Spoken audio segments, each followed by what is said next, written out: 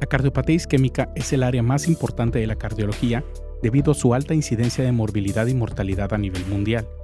La cardiopatía isquémica se define como una enfermedad del miocardio secundario a un desequilibrio entre el aporte y la demanda de oxígeno al corazón.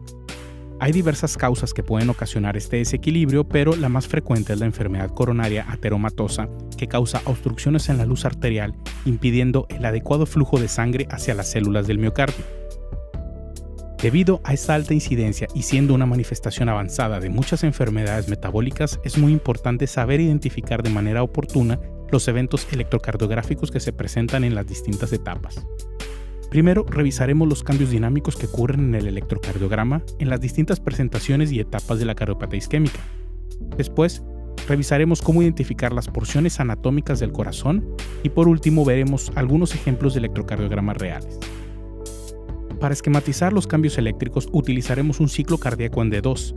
Los cambios isquémicos se van a observar principalmente en la onda Q, en el segmento ST y en la onda T.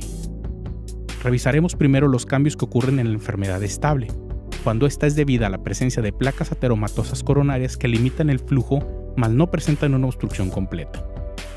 En estos casos, el tejido miocárdico se encuentra vivo, pero con un grado de sufrimiento al no recibir adecuadamente el aporte sanguíneo. Este desequilibrio varía dependiendo del grado de obstrucción, pero en cualquier caso de enfermedad estable hay cierto flujo. La manifestación del electrocardiograma va a evidenciarse en la onda T, presentando una inversión simétrica y profunda, siendo llamada una onda T primaria. A este evento se le denomina isquemia subepicárdica, ya que generalmente las obstrucciones se encuentran en las zonas epicárdicas de las arterias coronarias. Cuando la presentación de la cardiopatía isquémica es por una obstrucción subtotal, ya sea por una placa inestable o un trombo, el impedimento del flujo es más importante y por consiguiente un estado mayor de sufrimiento celular, pudiendo llegar a provocar necrosis de las células ubicadas en las zonas más distales de las arterias coronarias. Las zonas de mayor susceptibilidad para la isquemia y la enfermedad coronaria son las zonas del endocardio, ya que las arterias coronarias se encuentran orientadas anatómicamente desde el epicardio hacia el endocardio. Los cambios que se manifiestan son principalmente en el segmento ST, presentando un infradesnivel de más de 1 milímetro. Este cambio se le denomina lesión o infarto subendocárdico. Cuando la obstrucción coronaria es total debido a un trombo secundario o una placa rota, el flujo sanguíneo se interrumpe de manera completa y abrupta, presentando cambios muy específicos en relación al tiempo de evolución en el electrocardiograma. Los eventos eléctricos que vamos a describir son los que suceden en la historia natural de la oclusión coronaria cuando no se realiza ninguna intervención de revascularización, ya que la trombosis coronaria puede solucionarse con distintos métodos y abortar la evolución del evento isquémico. El primer cambio eléctrico que sucede se presenta en los primeros minutos de la oclusión total y es muy difícil verlo por el corto tiempo en el que se manifiesta. Este cambio es la acuminación de la onda T de manera simétrica. Este evento se denomina isquemia subendocárdica o infarto hiperagudo.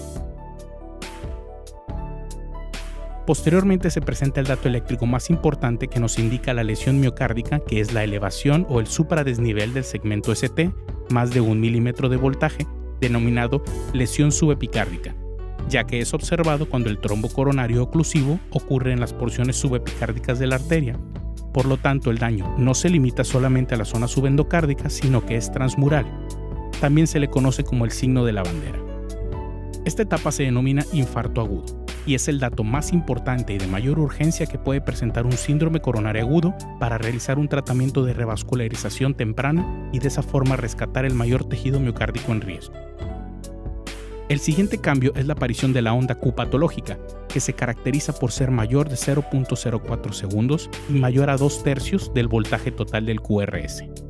Este cambio nos indica que hay una necrosis establecida y no tiene correlación con la magnitud de las ondas y el tamaño del infarto, por lo cual lo importante es su simple presencia para saber que el infarto ya provocó muerte celular. Esta etapa se le conoce como infarto en evolución. El siguiente cambio que ocurre es la inversión de la onda T aún con la presencia del supradesnivel del segmento ST y se conoce como infarto reciente. Posteriormente, el segmento ST y la onda T se tienden a normalizar, pero las ondas Q persistirán ya que la necrosis y cicatriz no se regenerará.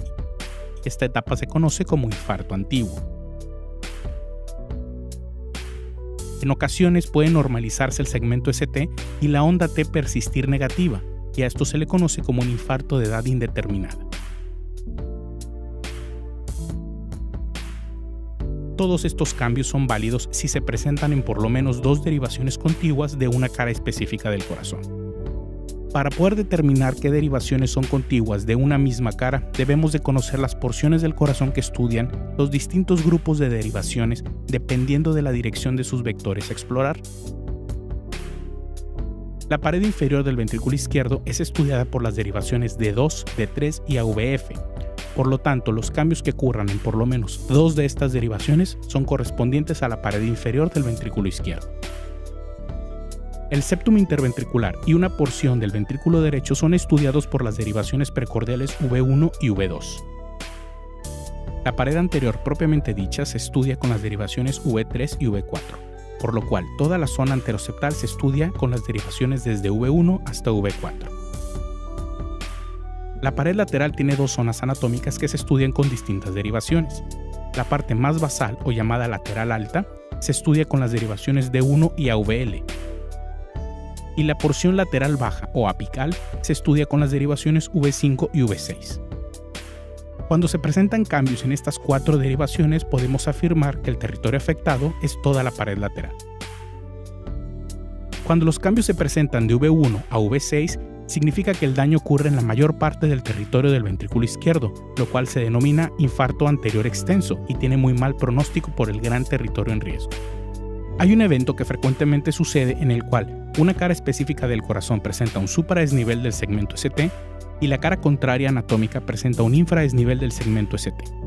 Estos eventos son llamados cambios especulares o recíprocos, y la explicación aún es controversial, ya que se ha encontrado que la mitad de los pacientes con estos cambios simplemente son imagen propiamente en espejo de la cara del infarto agudo, y otra mitad de los pacientes presentan una enfermedad coronaria severa de ese territorio.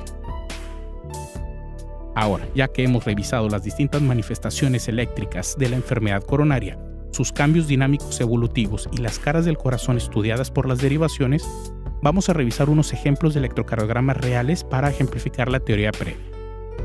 Nos limitaremos exclusivamente a revisar los cambios en relación a la cardiopatía isquémica, sin profundizar en trastornos del ritmo, eje, frecuencia o alguna arritmia asociada.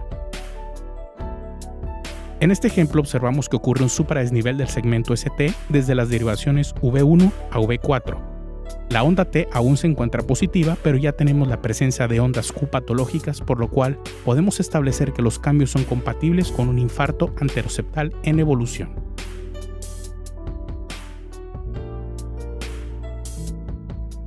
En este ejemplo observamos un evidente descenso del segmento ST de V4 a V6, de 1 a VL y D2. Sabemos que D2 necesita compartir cambios con D3 y AVF para pensar que los cambios son consistentes de la cara inferior, pero en este caso se encuentra aislada, por lo cual no se considera para fines diagnósticos.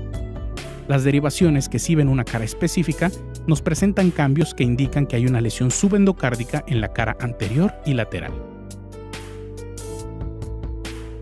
Aquí observamos una inversión simétrica de las ondas T de V1 a V4. Estas son las llamadas ondas T primarias, y también observamos la presencia de ondas Q patológicas e inversión de ondas T en D3 y AVF. Estos cambios son compatibles con isquemia subendocárdica anteroseptal e infarto inferior de edad indeterminada. Aquí observamos un infradesnivel del segmento ST en las derivaciones V5, V6, D1 y AVL, por lo cual sabemos que es compatible con una lesión subendocárdica de toda la cara lateral. Aquí observamos un supradesnivel del segmento ST en D2, D3 y AVF. Observamos que la onda T es positiva y aún no presenta ondas Q patológicas, por lo cual es compatible con un infarto inferior agudo. También observamos un infradesnivel del segmento ST en V1, V2, V3, D1 y AVL, que corresponden a la pared anterolateral, que en presencia de infarto de la cara inferior corresponden a cambios especulares o recíprocos. En este ejemplo observamos un evidente infradesnivel del segmento ST de V4, V5, V6, D2, D3 y AVF, que son compatibles con lesiones subendocárdicas inferolaterales. Un dato a remarcar en este ejemplo es que vemos un supradesnivel del segmento ST en la derivación AVR, lo cual se correlaciona con enfermedad coronaria multivascular o enfermedad del tronco principal izquierdo. Aquí podemos observar un infradesnivel del segmento ST en D1 y en AVL, que correlaciona a lesión subendocárdica de la cara lateral alta. También observamos la presencia de ondas Q patológicas en derivaciones D3 y AVF con onda T positiva, compatible con infarto inferior antiguo. En este ejemplo observamos un supradesnivel del segmento ST en las derivaciones V4, V5, V6, D2, D3 y AVF. Presenta ondas T negativas y presencia de ondas Q patológicas, por lo cual es compatible con un infarto inferoapical en evolución. Aquí podemos observar la presencia de ondas Q patológicas desde V1 hasta V6, con un discreto supradesnivel del segmento ST que es menor a 1 milímetro, y las ondas T se encuentran positivas, por lo cual se establece que es un infarto anterior extenso antiguo. En este último ejemplo podemos observar un supradesnivel del segmento ST desde V1 hasta V6 con presencia de ondas Q patológicas y ondas T negativas, compatibles con un infarto anterior extenso en evolución.